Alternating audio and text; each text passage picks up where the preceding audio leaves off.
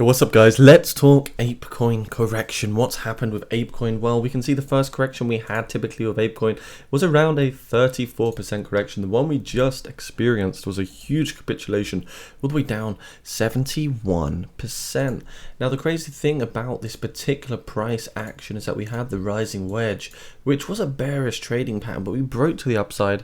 We saw the sell-off at $27.75 with continuation to the downside, and you see we come down to about $7.89 and we got a bounce back up in the market, but we got a rejection at a key area of resistance being this $10.21 price level. Now we're underextended on the 20-day moving average, and I do think whilst we're getting rejected on this $10.20 price level, we are seeing a lot of rejection and probably more continuation to the downside.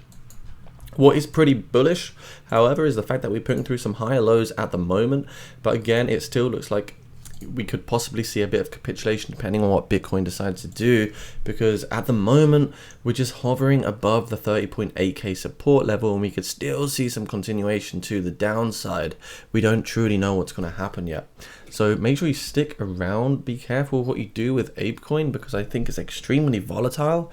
We really don't know what will happen with this project at the moment. If we can break to the upside of this ascending triangle, however, this $10.15 level, if we break to the upside, then maybe we're going to see at least a $14.60 APECOIN once again if we can come through those particular resistances.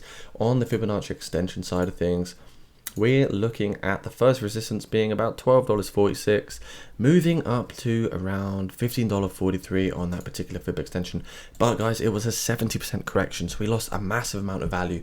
Don't expect any more all-time highs for this particular project anytime soon. Stay crypto safe. Crypto bubbles, we can see we're down 18.3% on the market capitalization for this week.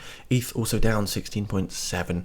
Bitcoin is 31.3k at the moment, and ETH is down now to 2.3k, so we have seen a bit more downside continuation for the one and only Ethereum. Overall, the markets are looking extremely chaotic. People are worried.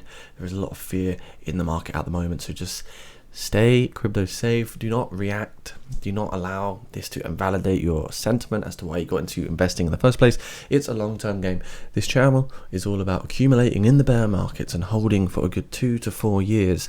There's no point trying to get rich tomorrow in crypto. It just doesn't work. Bye now, guys.